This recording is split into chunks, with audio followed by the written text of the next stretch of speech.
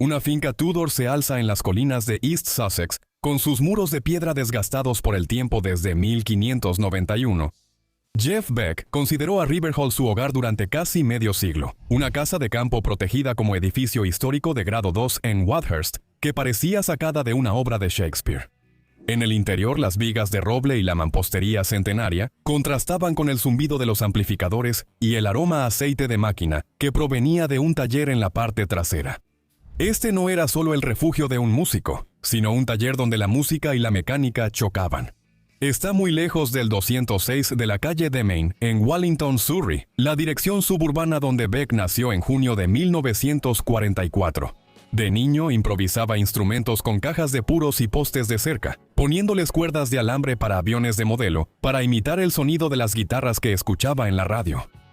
Ese acto de invención en su infancia, sin cromados, sin dinero, solo creatividad obstinada, anticiparía toda una vida construyendo cosas a mano. Ya fuera un solo que rompía las reglas de la música o un hot rod que rugía por un camino rural. Riverhall fue la victoria, la gran fortaleza que se ganó. Pero también se convirtió en la herida, un lugar que rara vez abandonaba, un capullo que lo aisló en sus últimos años. La propiedad era privacidad y orgullo, pero lo ancló a un rincón de Inglaterra mientras el resto del mundo perseguía giras en estadios y los reflectores de la fama. Sin embargo, había una propiedad más en su historia. En Los Feliz, Los Ángeles, compró una casa de estilo Craftsman en 2014 por poco más de $1 millón. No era muy grande, tenía 2.364 pies cuadrados con 3 recámaras y 3 baños, pero estaba diseñada para la música. Un estudio a prueba de sonido estaba donde antes estaba el garaje, con las paredes acondicionadas para la acústica y un pequeño teatro al lado. Para 2022 él pedía $2.95 millones por la casa, casi el triple de lo que pagó por ella. En Los Ángeles, donde los músicos suelen presumir vestíbulos de mármol y albercas infinitas, la casa de Beck se sentía modesta, más una inversión que una muestra de estatus. Eso subrayaba su paradoja. Un hombre que valía millones, pero prefería las máquinas, en un taller a los candelabros en un pasillo. Pero para Beck, las habitaciones más auténticas nunca estaban en la casa, estaban en el garaje. Para mediados de los 2000, su colección personal sumaba alrededor de 14 hot rods y 3 corbetes. Estos no eran trofeos relucientes que hubiera comprado a distribuidores. Muchos fueron desarmados y reconstruidos en su propio taller, con arenadoras y herramientas de soldadura junto a los amplificadores de guitarra. Uno de sus primeros amores fue un coupé de 3 ventanas de 1932. Lo vio en un pequeño anuncio clasificado, lo compró y lo envió a California para una restauración completa. Regresó reluciente, prueba de que la paciencia y los nudillos manchados de grasa podían convertir una carcasa olvidada en una escultura rodante. Otro auto en su garaje tenía una ironía cinematográfica. Cuando el Ford Deuce Coupé original de American Graffiti salió a subasta, Beck intentó comprarlo. Perdió. Así que construyó el suyo propio, lo pintó, lo detalló y le puso una placa que decía THX 138 en referencia a la primera película de George Lucas. La réplica no era conformarse con el segundo lugar. Se trataba de demostrar que crear algo podía ser tan valioso como poseerlo. Cuando Eric Clapton una vez comparó sus garajes, Beck desestimó los Ferraris con una sonrisa. Cualquiera puede comprar esos. Estos los haces tú. Se trataba menos de rivalidad que de filosofía. La riqueza no se medía en marcas, sino en la habilidad artesanal. Esta era su riqueza, no autos deportivos italianos que gritaban estatus, sino hot rods estadounidenses que susurraban horas en el taller, soldando, lijando, pintando. Y, sin embargo, ese mismo taller casi le cuesta todo. En 1987, mientras trabajaba bajo el cofre, casi se amputa el pulgar. Años después, se reía de cómo la arena le desgastó la piel. Para cualquiera, eran accidentes. Para él, eran ocasiones en las que estuvo cerca de perder las mismas manos que construyeron su sonido. El contraste con su infancia no podría ser más marcado. De niño, ni siquiera tenía acceso a un auto. Su madre le dio una copia de la revista Hot Rod cuando tenía 6 años, y ese papel brillante se convirtió en su ventana a un mundo de motores y cromo. Lo que antes era un sueño lejano en una página, se convirtió en la realidad de su propiedad. 14 Hot Rods, 3 Corvettes, un garaje que latía como un segundo escenario. Pero los autos por sí solos no lo definían. El otro escenario, el literal, fue donde su arte encontró la inmortalidad. En 2009, el Salón de la Fama del Rock and Roll lo incorporó como artista solista. Jimmy Page, su conocido de la infancia y compañero en los Yardbirds, lo llamó el jefe silencioso. Luego, Page tomó una guitarra y los dos tocaron juntos Beck's Bolero. Ese instrumental se grabó por primera vez en 1966, con Page en la guitarra rítmica, Keith Moon en la batería, John Paul Jones en el bajo y Nicky Hopkins en el piano. Era un supergrupo antes de que Led Zeppelin tuviera nombre. Una canción que fusionaba frases clásicas con la agresividad del rock. En el escenario de la inducción, décadas después, su riff inicial retumbó como un trueno. Cada nota se transformaba en las manos de Beck en algo irrepetible. Para el público fue asombro, un eco de la historia renaciendo en tiempo real. Para Beck fue cerrar el círculo, de ser el niño que escuchó How High the Moon de Les Paul en una radio con interferencia, a convertirse en el hombre cuyo sonido ahora definía cómo podía hablar la guitarra eléctrica. Pero la reverencia nunca fue toda la historia. Beck se resistió a ser definido por las expectativas de la industria.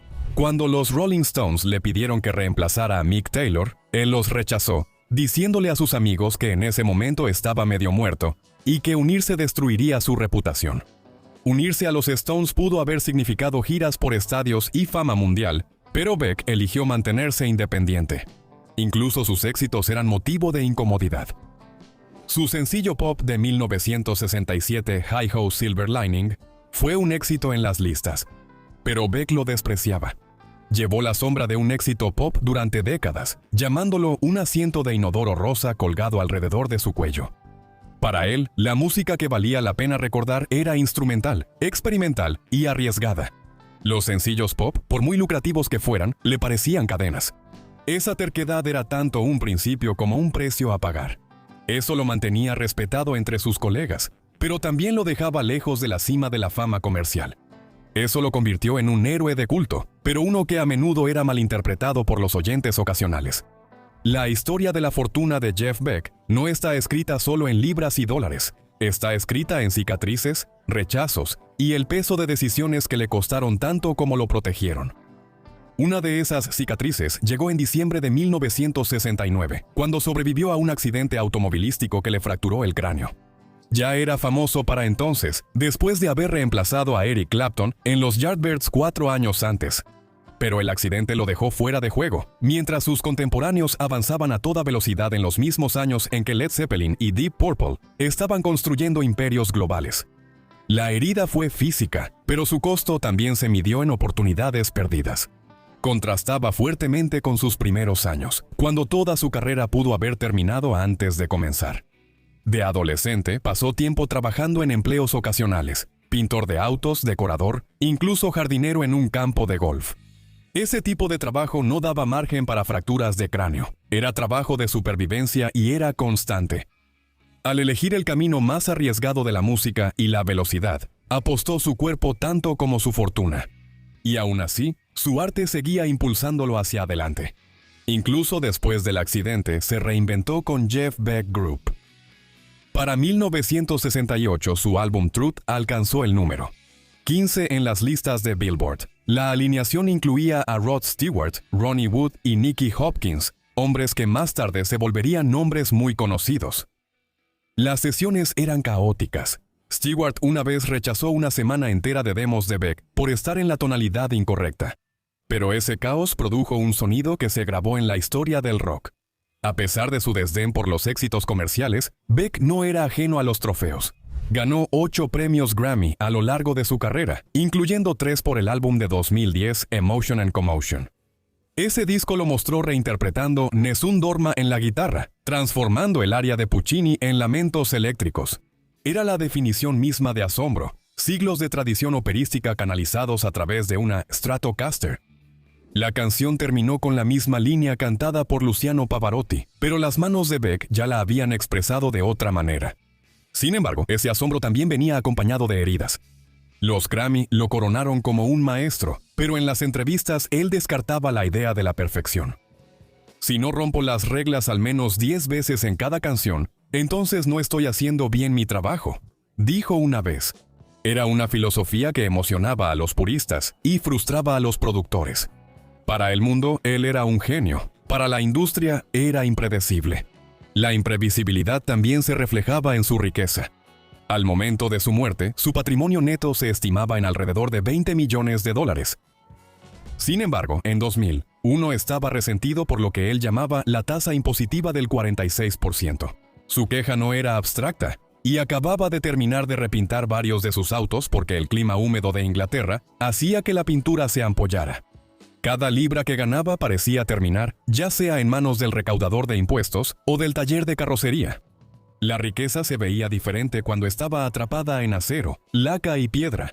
También era frágil. En 1987, casi perder el pulgar en su garaje pudo haber destruido su capacidad para tocar. Para un hombre cuyo toque era su fortuna, ese casi accidente fue tan aterrador como cualquier factura de impuestos.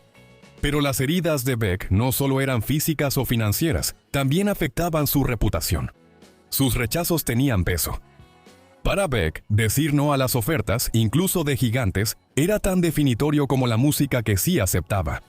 Eso lo dejó con giras más pequeñas, menos titulares y menos dinero del que podría haber tenido. Sin embargo, también consolidó su reputación como el guitarrista de los guitarristas, respetado, intransigente y reacio a convertirse en una pieza de la máquina de alguien más. Cargó con la sombra de un éxito pop durante décadas, diciendo que era como llevar un asiento rosa de inodoro colgado al cuello.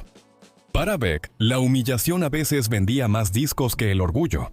Incluso sus relaciones llevaban tanto triunfo como dolor. Se casó con Patricia Brown en 1963, mucho antes de su fama, pero el matrimonio terminó en 1967. Luego pasó casi 2 décadas con Celia Hammond, la modelo cuya fotografía adornó la portada de Truth. En 2005 se casó con Sandra Cash, quien permaneció con él hasta su muerte. Le dejó toda su fortuna, firmando un testamento en 2017 que la convirtió en su única heredera. Es sorprendente.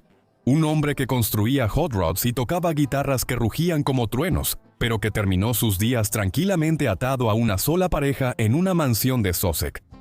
Y aunque no tuvo hijos, la subasta de sus guitarras en 2025 se convirtió en su extraño legado al mundo. Esa subasta fue en sí misma un espectáculo. En enero de 2025, Christie's de Londres vendió 130 de sus guitarras amplificadores y herramientas. La venta recaudó un total de 8.727.284 libras.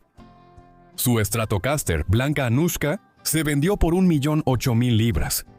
Su Gibson Les Paul Oxblood de 1954 superó el 1.000.000 de libras. Incluso la Les Paul Yardburst alcanzó las 403.200 libras. Para los fans, cada instrumento era una reliquia. Para su patrimonio, cada uno era una entrada en el libro mayor, convirtiendo cuerdas y madera en billetes.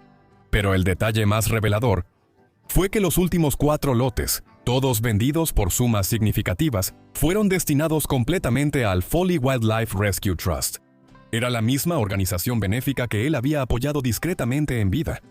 El hombre que construyó hot rods rugientes también financió el rescate de búhos, erizos y aves cantoras. Era un contraste tan marcado como sus bendings de guitarra. Trueno en un momento, silencio al siguiente.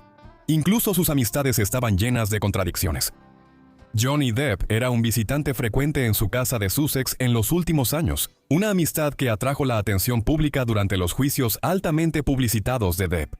Algunos lo veían como Beck ofreciéndole refugio, otros lo veían como una mala imagen pública. De cualquier manera, mostraba la indiferencia de Beck hacia la imagen pública. Su propiedad, construida en 1591, era tanto un refugio para actores como para aves.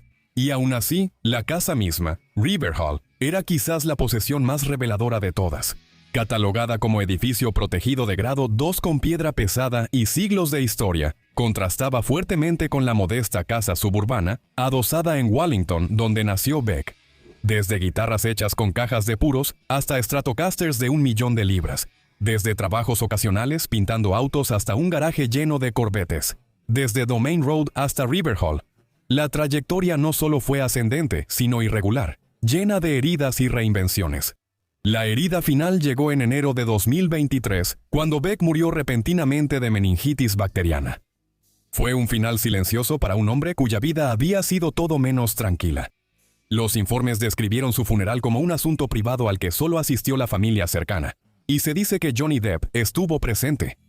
Jimmy Page le rindió homenaje como el jefe silencioso, una frase que capturaba tanto su humildad como su autoridad. Y sin embargo, el legado sobrevive al silencio. Beck fue incluido en el Salón de la Fama del Rock and Roll 2 veces, una con los Yardbirds y otra como solista.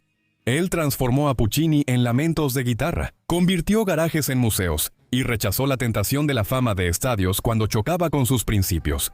Dejó guitarras que valen millones, autos que valen menos pero hechos con más amor, y una propiedad que era tanto una fortaleza como una jaula. El viento siempre estuvo ahí, asombro, maestría, innovación. Pero la herida nunca estaba lejos, accidentes, desprecio por sus propios éxitos y el costo de vivir fuera de la corriente principal. El estilo de vida de Jeff Beck nunca fue creado para impresionar a la multitud, fue creado para satisfacer sus propias obsesiones. Un Ford Coupé de 1932, una Stratocaster blanca, una finca de estilo Tudor con un garaje que rugía más fuerte que cualquier salón de baile. Era excéntrico, a veces costoso, a veces aislante. Pero en sus contradicciones revelaba algo raro, una vida formada no por lo que podía comprar, sino por lo que podía construir. Esa es la verdadera riqueza de Jeff Beck. Un estilo de vida de hot rods y piedra del siglo XVI, de guitarras de 1 millón de libras y obras benéficas relacionadas con los bosques, de rechazar Ferraris, decirle no a los Stones y retorcer las reglas hasta hacerlas chillar. Dejó atrás un imperio de sonido y acero, y un recordatorio de que las mayores fortunas no siempre se miden por lo que posees, a veces se miden por lo que creas.